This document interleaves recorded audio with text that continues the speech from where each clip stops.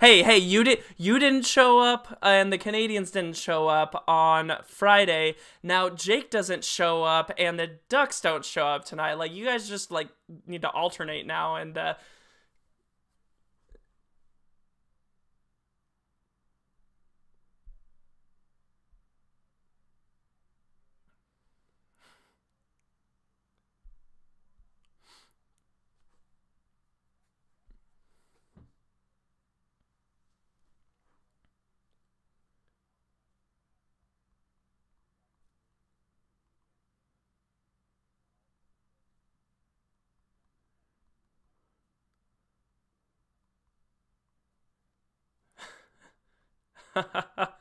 there's still a lot of hockey left. That's right.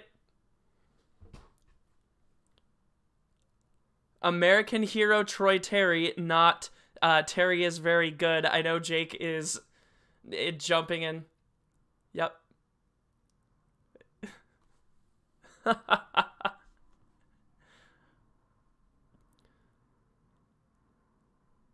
Oh my goodness.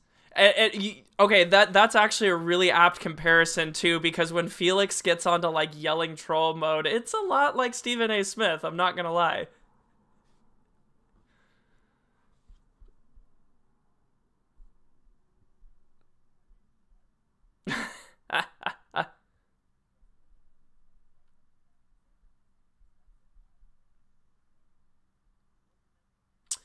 Felix, apparently they can't hear you here, so I'm gonna fix this really quick. Sorry, everybody. I don't know what's happening here.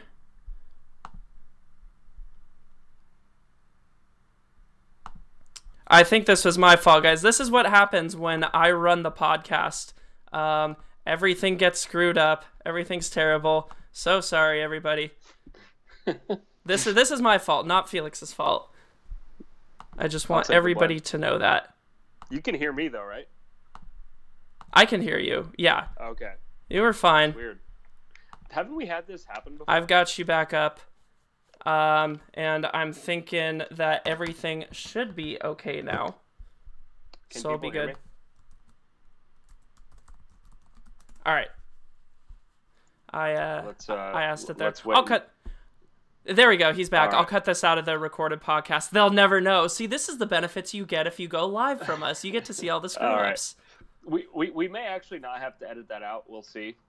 But for those who are listening live, all this to say that Friday was a brutal one for me, and I needed a couple days just to mourn what could have been the Canadian season. So we'll see. But enough of that. It's a pretty depressing topic. Let's get on to tonight's game. This is a pretty, I wouldn't say much anticipated matchup, but the Ducks have actually only played the Kings once this entire season going into tonight's game. Yep. And now they're going to be playing them, two more times, I believe, after tonight, with only a handful of games left in the season. Not really any big news, although Ryan Kessler was a scratch tonight. I believe that his hip flared up on Friday. Is that correct? Yeah, he was scratched Friday and tonight as well. Yes, and Cam Fowler remaining on that right side. Daniel Sprong in the lineup. Kevin Waugh not a part of the lineup, so not really any big lineup changes for the Ducks tonight. But I was a little shocked to see the way that this team came out in the first and second period, because it was a bit reminiscent of what we've seen throughout the season under Randy Carlyle, not what we've seen under Bob Murray. Mm-hmm. Yeah, they definitely were chasing the game at a lot of different points, although they did kind of come back strong at a few moments, but especially when the Ducks took about 24 minutes in between shots to get between their second and third shots of the game, between the first and the second period, and then going, I think it was roughly like 8 or 9 minutes in the second period before even getting a shot attempt off. So that brought back a little bit of memories that we didn't necessarily want to revisit. The best memories. Yeah, no, that was, because the thing is with NBCSN is that they don't put the shot counter up. So I didn't really realize it, although on an eye test level, you could tell the Ducks weren't really controlling. But I believe halfway through the game, the Ducks had 3 shots on goal.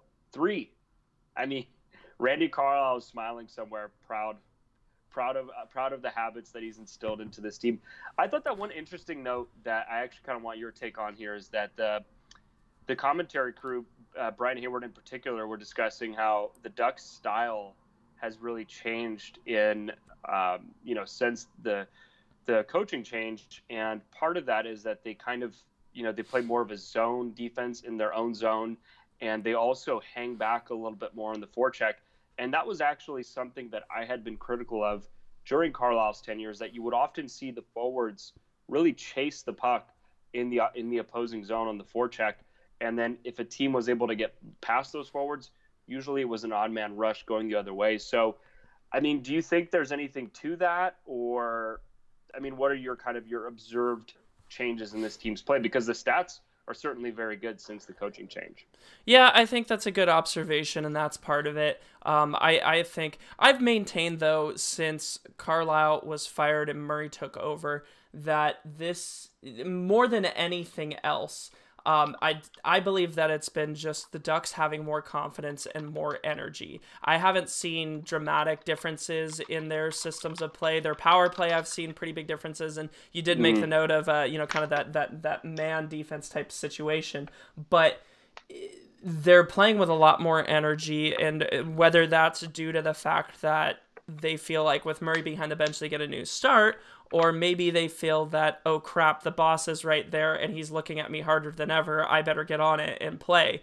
Regardless of what that is, there's definitely a new energy in the team, no matter how you slice it.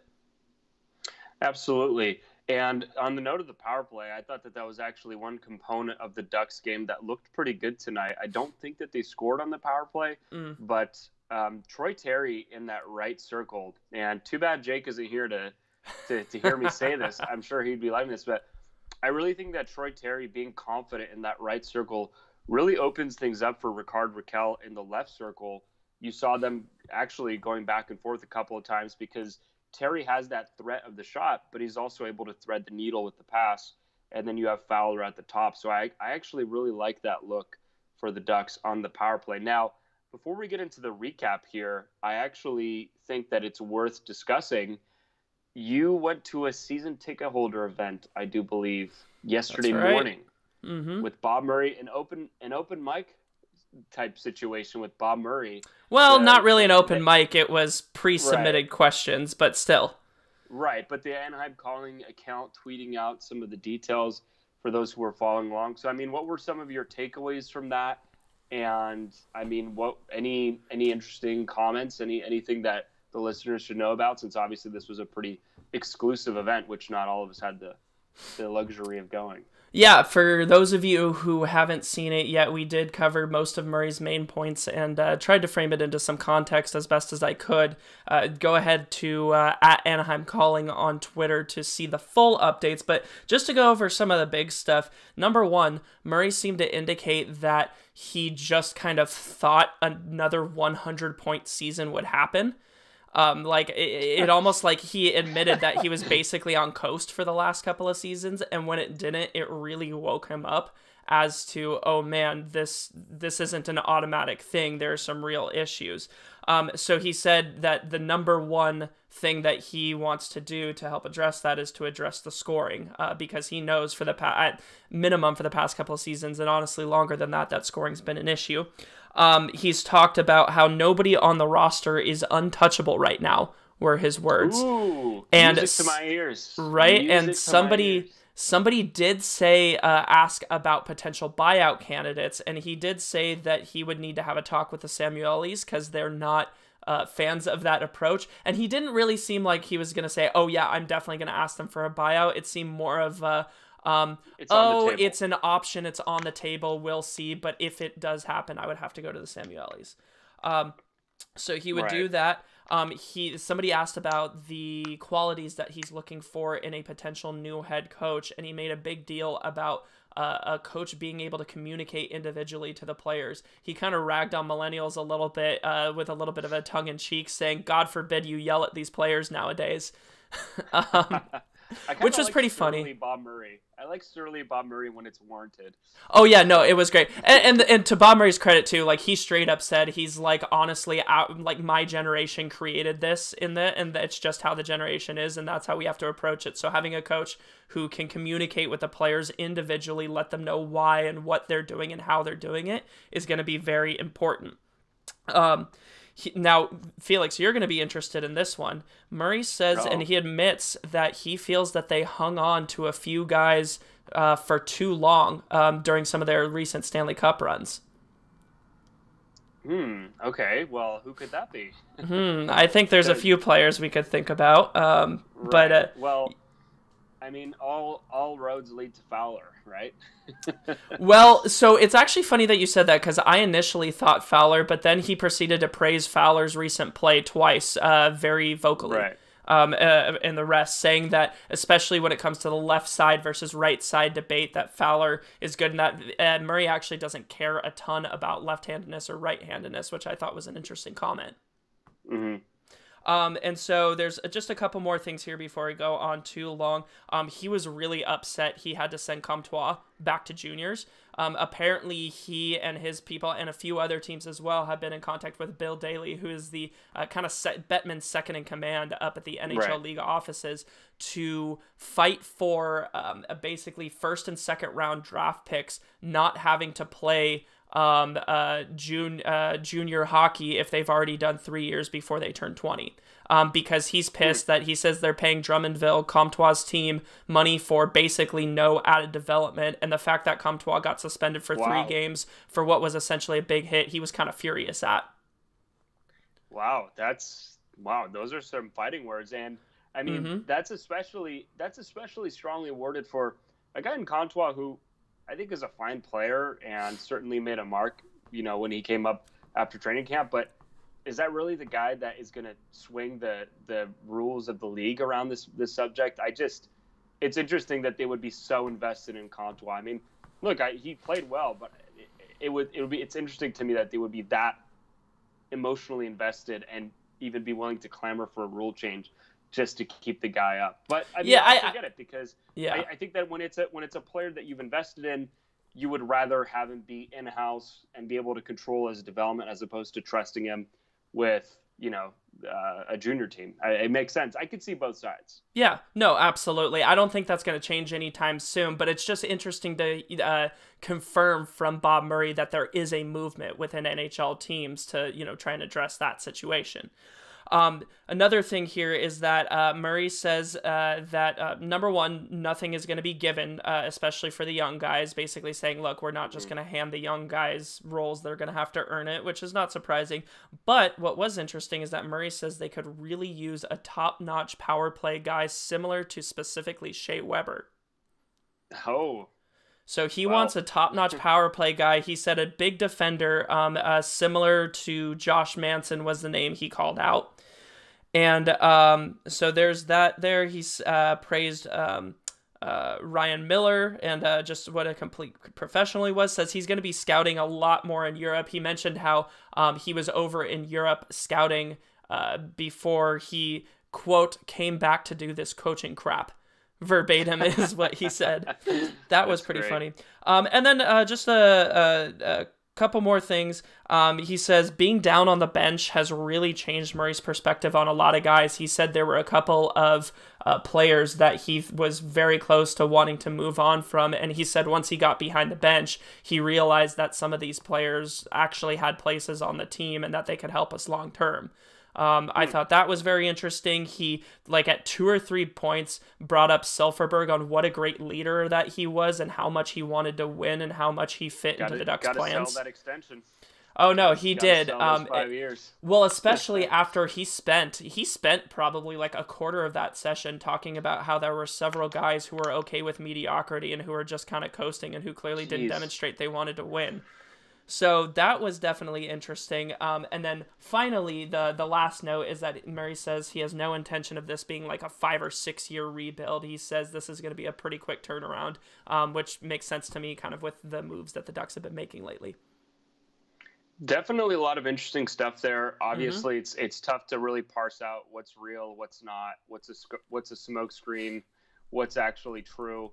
I mean, it would make sense that the Ducks would be pursuing a power play guy simply because their power play has been god awful this year. Although I kind of maintain that I think that's more of a product of, I think it's mostly a product of the way that they're set up and not so much the talent. Mm-hmm. But sometimes if you just bring in talent, they can kind of overcome some bad systems play. So I don't know, any other takeaways from that day? No, well, yeah, I think that the biggest takeaway that I got from that day was the fact that Bob Murray took, short of saying, yo, I screwed up, this was about as much accountability that I think I've ever heard him take in any sort of a semi-public forum. We've been, we dragged him through the mud earlier this season at Anaheim Calling for not holding himself accountable, or who we felt were the right people who needed to be held accountable for the Ducks' struggles this season and in some of their previous seasons. And this season, at this Q&A session, he really, really seemed to be like, really indicate that, hey, this was my fault. Right. Well, I mean, if you look at the season as a whole now, I mean, he wrote the letter, and make what you will of that letter to the fans. I believe it was after the loss in, was it Winnipeg? It was one of those. Anyway, one of the blowout losses. Mm-hmm. Right. He wrote that letter. He got behind the bench. He did this quasi open mic thing. He's kind of tried pretty hard to control the narrative and to make it seem that he's accountable. The first day that he came in behind the bench, the team account tweets out the picture of him skating on the ice in his tracksuit. So they've definitely been pushing that image, and I don't think it's necessarily just for show. He's tried to really demonstrate that he's on top of the situation. And I got to say, we haven't even really talked about the game yet, but the way that these last couple of weeks have shaken out, and this is something I didn't really get a chance to say on Friday, but I do think, and I think that the Anaheim Calling account tweeted this out also, but I think that there's a little bit of confidence that's been restored. Not that this team will be a contender next season, but that it will at least not be that the team that we saw earlier in the year, that probably wasn't the team that we're going to see moving forward, that some of the pieces are there for a successful rebuild. And again, a lot of it starts with the young guys. What I found interesting tonight is that in the last 2 minutes, Troy Terry was firmly on a line with Ryan Getzlaf and Ricard Raquel, and those three basically played the last 2 minutes. I mean, they basically did not come off. Corey Perry glued to the bench, even with the extra attacker, and they really trust Terry right now, and I think he's earned it. So, what happened to playing your fourth line in the last 3 or 4 minutes here? That's not a cool tank move, Bob. Come on. Well, what's interesting though is that although those three were out there almost exclusively in offensive situations, they actually had the worst expected goals for percentage of all Ducks forward combinations tonight. So make of that what you will. Now, one thing that I did find interesting though overall is that if you look at the way this team is playing right now, one guy who stood out to me is Devin Shore. I actually think he's looked pretty good in the last couple of games. I mean, he had some chances tonight. They've really been pushing for him to play at center, and I'm not sitting here and saying he's hashtag Devin Shore Elite 2C or whatever, but I think he's looked pretty good. And I don't know, what are you seeing out of Shore right now?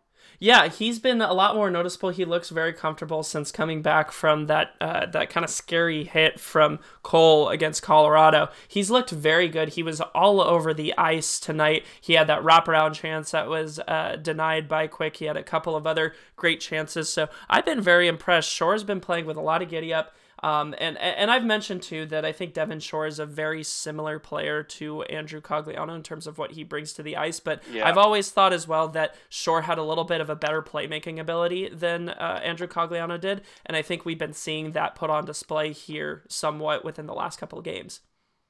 Yeah, he's definitely got the tools. I mean, he's much bigger than Cogliano. Not as fast, but he's got that long stride. Mm-hmm. He's also got some pretty good hands. So we shall see. And he's younger. As I was reminded the day of the trade, RFA, greater than UFA. 2.1. True. So, I mean, he's, we'll see how that works out. But let's blaze through this recap here. The game itself wasn't really a high-event game. Not the most exciting game outside of maybe the last, I would say, period. Between the where Kings and the Ducks? You're kidding me. Things got pretty dicey towards the end. There was quite a bit of, anytime you have Drew Doughty, or not Drew Doughty, but Jonathan Quick involved, and I guess Drew Doughty as well, all you have to do is tap Jonathan Quick after the whistle, and you're bound to get a melee in the corner, as we saw in that third period. But in the first period, it was the Kings who would strike first with none other than Dustin Brown, still kicking, still alive. This on a Kings power play, or sorry, not on the power play, but he would just shoot it from the slot. It looked like the Kings were on the power play, and the Ducks really not playing well in those first 6 to 7 minutes. I would say a lot of turnovers, really sloppy play in the neutral zone, and the Kings would capitalize. The Kings actually looked decent tonight. So Brown would shoot it through a crowd, and it beats Ryan Miller, who has no chance on that play. A couple of things that stood out to me here. One is, when did Drew Doughty switch to all Warrior equipment? This really took me off guard, because he's been a Bauer boy through and through, and all of a sudden he's an all Warrior. So I guess I mean, forgive me for not having watched any Kings games this season, but I found that one to be a little interesting. Honestly, it feels like, what I think happened, and Jake would probably be the better person for this, but the fact that a lot of these guys used to be Easton, and then when Bauer bought Easton, a lot of people went to Bauer for a little bit, and then we've seen a lot of these Bauer guys, at least from what I've noticed on the Ducks, switch over to Warrior. Both Corey Perry and Getzlaf used to be kind of Easton Bauer guys and have recently switched over to Warrior as well. I think Kessler was part of that group, so I don't know. There something happening. Warrior is killing the player contracts right now. Yeah, they really are. And speaking of guys who use Warrior, Daniel Sprong would get the Ducks on the board 1-1 just over a minute after the Kings would get that first goal. Ryan Getzlaf makes a really nice play to win a battle down low, just kind of steals it from Jonathan Quick behind the net. He then gets it back out front to Daniel Sprong, who's able to just tuck it home. Now, I got to say, in regards to Ryan Getzlaf tonight, it's weird. I didn't think he was that good in terms of just his effectiveness, but he was everywhere. I feel like he was just so involved throughout the entire game. I mean, he famously had that 2-on-1 where he passed on a wide open shot. This was, to me, the most engaged maybe I've seen Ryan Getzlaf in a while. What do you think of his game tonight?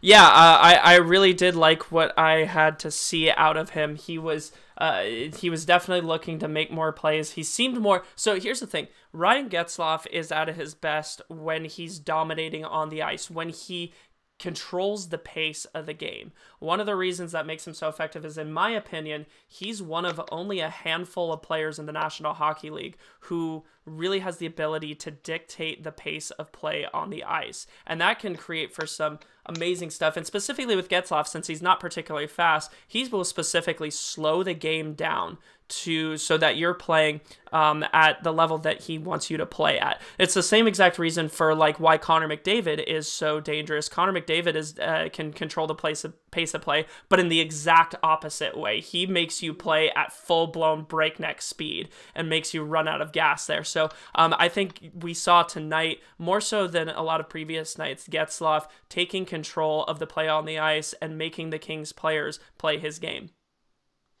Yeah, he was really noticeable, and I mean, he was mixing it up after whistles, trying to make plays all over the ice. So, again, I don't know about the effectiveness level, but this was definitely a game where he was at the very least noticeable. And it was actually a topic of conversation with our infamous now, because it feels like we talk about it every podcast, Anaheim Calling Slack chat. You know, we were debating the idea of trading Getzlaf, or maybe I was just debating it with everyone else. I don't know.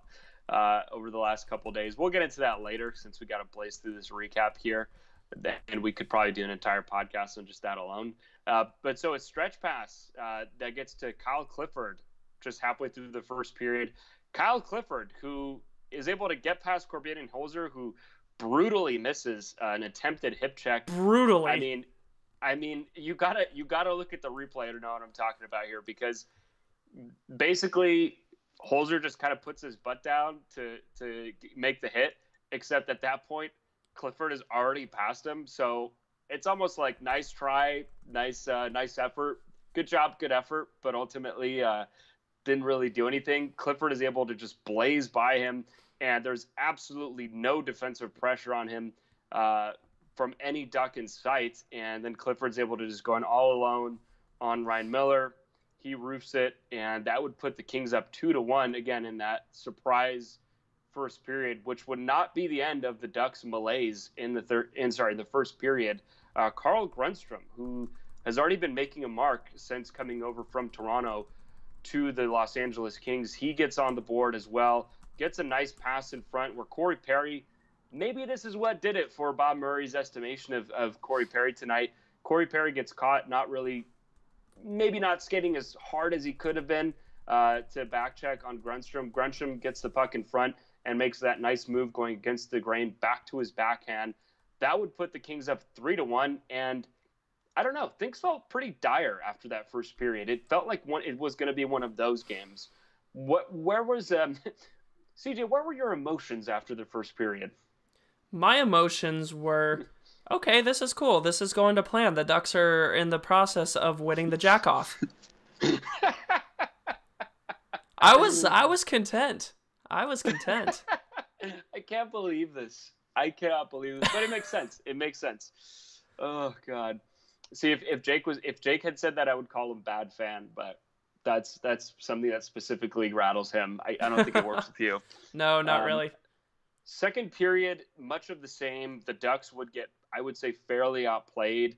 The chances in that period, if we're looking at 5-on-5, slightly in favor of Anaheim, but still, I mean, they got outshot attempted, and the high danger chances were even. So the Kings had some great power play opportunities. Ilya Kovalchuk probably could have scored twice in that second period. I mean, he had a missed one-timer where he was left all alone, and then eventually came down the wing, got a perfect shot off that Ryan Miller was able to snag with the glove. So, again, not a great period from Anaheim, and it didn't cost him anything, which is what led to a pretty good comeback effort, I would say, in the third period. The Ducks did at least show some signs of life. They did outchance the Kings by a pretty significant margin, 8-4 in that third period. They would mount a pretty late rally, and at 7:48, Jakob Silfverberg is able to collect the puck down low. And this was after maybe what felt like 2-3 minutes of the Ducks really controlling in the Kings zone. And Silfverberg just kind of brings it around the net. And this would be a great freeze frame, which I may have to tweet out later. But you have two Kings defensemen just basically staring at Silfverberg, not doing anything. He has enough time to bring it out, wrists it home, pass quick. And again, in those next 7 minutes, the Ducks putting all the pressure in the world on just wasn't enough. And that would pretty much end the game 3-2. And now for, I guess, a standings update. So after tonight's game, we're talking about, the long-term view here, how this affects the draft probabilities. The Ducks had 63 points, 5 ahead of the Kings. And then if we're looking out east, they're still pretty far ahead of the Red Wings and the Senators, and they're even ahead of the Devils. So I don't know. What are our final thoughts here about tonight's game? I think that this was the perfect game for those of you on Team Tank. This is a game that they just almost a perfect game, because it was pretty bad for the first period and a half or so. It was rough. Exactly, but it was encouraging to see the Ducks rally together to come back a little bit and start to play well. So, they got close. Silfverberg obviously continues his great hot streak that he's been on, and they MVP, did get there. Jakob Silfverberg. So I think that this was a decent game overall, but we do have 2 more games against the Kings. I love the scheduling for that. I love how the NHL schedulers were like, okay, they're going down the list, the Kings and the Ducks. Okay, cool. We'll play them in November. Let's start scheduling out. And then they get to March and they go, oh crap, we need to play them 3 more times. Here, just shove them all in at the end. Right. Well, I think that the idea there maybe is that, at that point, the Kings and the Ducks are going to be in a playoff race, because that's how it's always been. Yeah, and true. Little do they know that both teams are just desperately looking to not win these games. But it works out, because now we have the jack-offs. It's perfect. Well, I mean, if you're looking at it from that perspective, the Ducks don't really have too many games the rest of the way against teams that they're directly competing with for the services of Jack Hughes or Capo Caco. I mean, pretty much all of their games are going to be against playoff opponents or teams that are shooting for the playoffs. I mean, they play the Flames twice. They're going to play the Jets and the Coyotes. And then the Predators on Tuesday. So they've got a pretty interesting schedule the rest of the way. But of course, you've got the Kings twice in that mix. Yep. A little bit of a tankening update since I have to do it now that Jake isn't here. After tonight's game, the Ducks are at 8.3% probability of winning the draft lottery after being almost solidly in the top 3 for a couple of weeks. The recent stretch of good play has them falling out, and they're now in the fringes of the top 5. So this was a big needed loss for the Ducks tonight in order to remain in this group. They're going to have to keep losing. I mean, they play the Predators on Tuesday, and with a pretty tough schedule the rest of the way, I think that the Ducks can vault their way back into that top 3. Into contention. By the way, before we move on and get into the next segment here and get some questions, Georgie Khan, one of our writers, and confirmed by a few other people that there was a beautiful chant from, I believe it was section 408, 406, like kind of right up in there in the 400 section of, I believe, both Ducks and Kings fans starting a chant in the game saying, "We both suck." Like, that's beautiful so when two rival fan bases can come together like that. That is that's a great display of self-awareness that is really lacking in pro sports today. I guess one little last note here that I have is that post-game presser, Marty Wilford out to take questions for the Ducks. So Ooh. I guess Bob Murray just kind of skipping out on that tonight. Maybe they're showcasing Wilford for next year. I really am curious what happens to this coaching staff going into next season, if indeed Dallas Eakins is to be the coach as we are all expecting him to. He did work with Wilford down in San Diego. Mark Morrison has not been a part of that. So I don't know. What are your thoughts in regards to the coaching staff for next year? Yeah, I think that if Eakins, obviously, big if Eakins gets hired as the next head coach of the Anaheim Ducks, Wilford is for sure staying. Morrison, really up in the air. I would not be surprised to see him stay on if Eakins wants to see what he has in the current assistant coaching staff, especially given the Ducks' better play recently. Brian Hayward did kind of confirm on the broadcast that a lot of the coaching was being done by the assistant coaches, as we have suspected and guessed when Murray took over behind the bench. And so obviously we've been seeing some positive results out of that. So I wouldn't be surprised if the assistant coaching staff, for the most part, remains the same for at least next season. Right.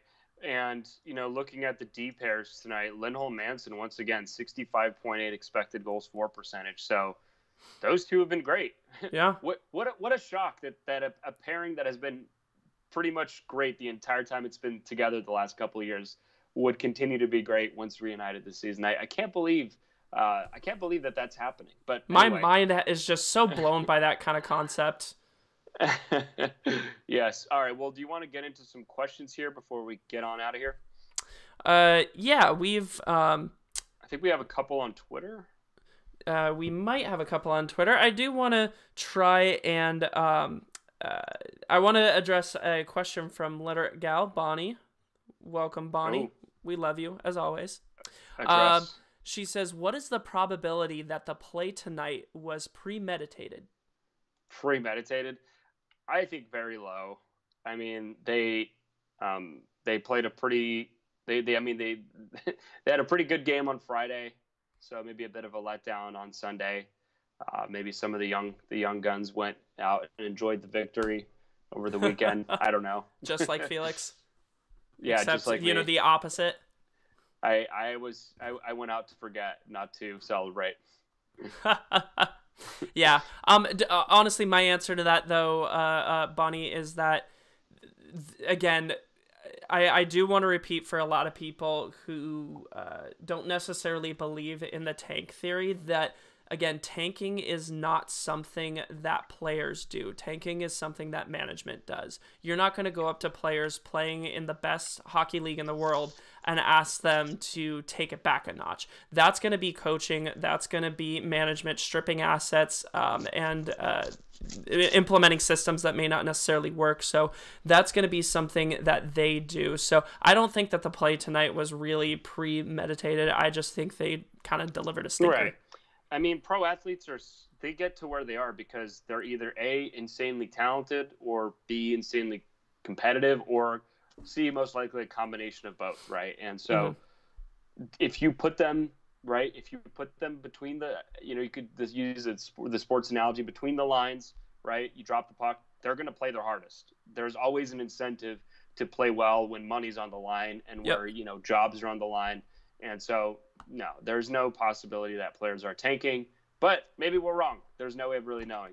Ken Pafu asked a pretty good question, saying, you guys keep talking about how the Ducks won't be contenders next season. What do you think they have to do to be contenders? Now, that's an interesting question. CJ. Wow. I'm out. I'm ending this podcast now. I think I've done that before. I think that's not the first time I've done that. Yeah. Well, I'm a great co-host. I think that just got confirmed. I'm very considerate, very emotionally aware. But anyway, snafus aside here, what do you think the Ducks have to do to be contenders next season? Well, I want to say, Felix, I think we've talked about this before, where you don't necessarily think that the Ducks will be playoff contenders next season. That's your opinion, right? I think we've talked about. My opinion is that they will be playoff contenders next season, or at least they're going to try to be. Let's put it that way. I don't believe that they are true Stanley Cup contenders. Now, if you're referring to Stanley Cup contenders, I'm talking upper echelon, like, obviously the Tampas and the Winnipegs and the Vegases and stuff like that. I think that those are definitely the Stanley Cup contenders. Vegas, Fleury, I know that Stone. They are good. But to me, I think for sure that the Ducks will be playoff contenders next season, and the number one thing that will get them to Stanley Cup contender status, in my opinion, is going to be scoring more than anything else. The Ducks need finishers. They need players who are going to be able to shoot the puck a lot, and not only shoot the puck a lot, but actually put it in the net. We have teams kind of like Carolina, and Carolina shoots the puck a ton, but they're not exactly flush with finishing talent. So it is important to have finishing talent. Daniel Sprong could be a finishing talent if he develops, I think, a little bit more. We know that Raquel has some finishing talent. Troy Terry has more playmaking, but we've seen him execute a couple times. So there are some spots here, but as somebody like Capo Caco, who is considered to be really a finisher, that would go a long way for the Ducks in making that happen. So to me, in order for them to get to the next level, to really get back to cup contention, scoring and specifically getting shooters and finishers are the key to that. Right. I mean, NHL teams, it sounds like an obvious point, but you're only as good as your best players are. And right now, the Ducks' best players are kind of on the backside of their careers. Ryan Getzlaf, as good as he can look at times, he's not really, you don't want to be relying on a guy who's closer to 35 now than he is to 30, right? Mm-hmm. That's not necessarily what you want, which actually is a good segue here into the Gimpy Elfs question. Where would this team be in the standings? So this season, if we had a different coach at the start of the season, would they be in the playoff race? So I think that's a good question, because I think that your opinion on how they'll do next season and how they could have done this season under a different coaching staff, I think those two are related. I think that if you had a different coach this season, I still think it would have been a struggle to make the playoffs, only because of all the injuries, right? I think that, say what you will about Randy Carlyle, but this team was missing key pieces of its lineup throughout all of the season. Now, I do think that they would have been in the race, in the mix, because I just don't think that they would have bottomed out in those stretches that we saw where they're losing 13 games in a row, 11 games. I mean, you just can't make the playoffs if you do that over and over again, and especially losing games the way that they did. So I'm not sure that they would have made it this season with a different coach, but I think they would have been closer. What's your take on that? Yeah, I completely agree with you. I personally think that if the Ducks had a good, competent coach, that they would have been kind of in the hunt for a wild card team. I would say Vegas would definitely be, especially after their additions that they made between Pacioretty and Stone in the offseason and at the trade deadline.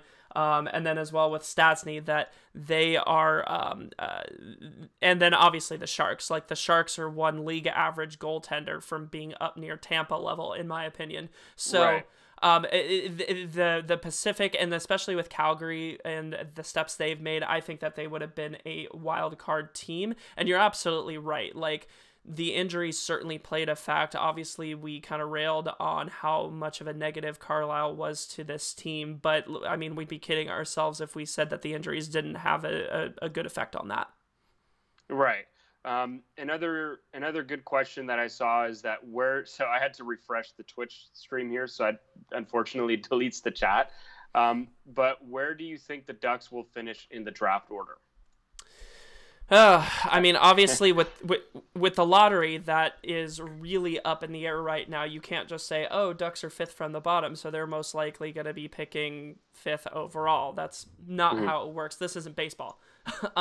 So Jake and I were asked a good question last podcast on Friday on how comfortable, like how low could the Ducks fall in the draft order standings before we're uncomfortable with them potentially doing a lottery win.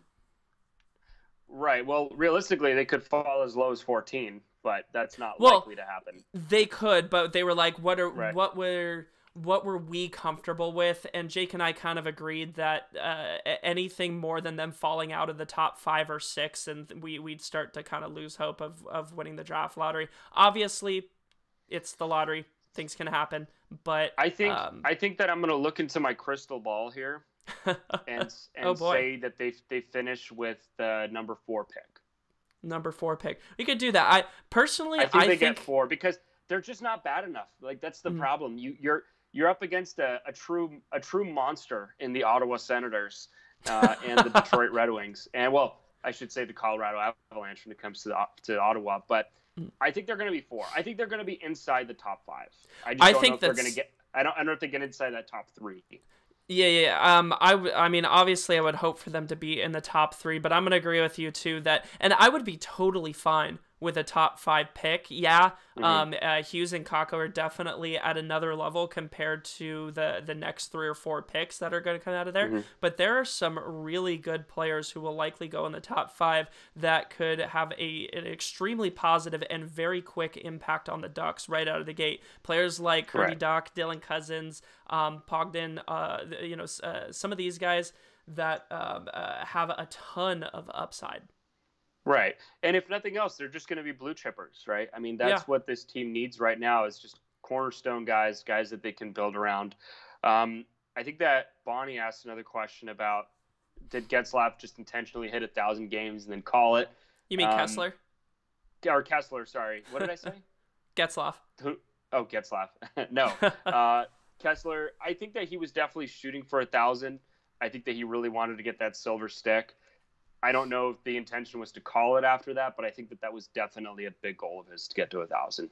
Yeah, if any of you read any of the pieces that covered Ryan Kessler and his journey to 1,000 games, specifically a Sports Illustrated piece from a few days ago, as well as Eric Stevens' amazing athletic piece, kind of detailing the whole recovery process and how Kessler's hip injury came about, what he had to do. Like, he basically had to learn to walk again. It's honestly amazing that Kessler is even skating, let alone even at the NHL level. So this was definitely, they kept repeating the theme of Kessler getting to 1,000 games. And I honestly believe that now that he's hit 1,000 games and that he got the golden or the silver stick afterwards, that he's basically going to be, I don't know if he'll be shut down for the rest of the season, but honestly, I'll be surprised if he plays any more than 5 of the remaining 12 games on the schedule.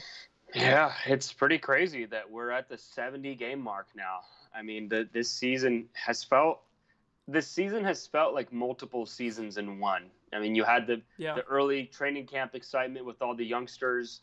Then you had the true bottoming out in around February, and now there's kind of been this period of just treading water a little bit, but with some excitement. So anyway, my recording device is about to run out of battery.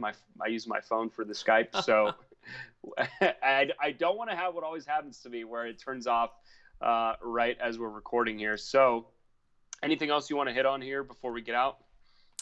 No, I think that's it. Thanks, everybody, for bearing with us on a couple of technical difficulties that I had. It's been a long time since I've been the one running the stream on the back end, but you guys are amazing, so thanks for joining us tonight. Absolutely. Thanks a lot, guys, for tuning in. And fear not, we still have 12 more post-game shows for the rest of the season. And if you are a Patreon supporter for the month of March for $5 a month, you get 2 bonus episodes, and we have yet to record the first one. So you have 2 bonus pods coming your way. As always, make sure that if you are not yet subscribing on Twitch, that's twitch.tv/AnaheimCallingSBN. If you have an Amazon Prime membership, you actually get a free Twitch Prime membership. So make sure to take advantage of that. It really helps support the show. And we enjoy doing this post-game live stream format. It's just a lot of fun to interact with everyone.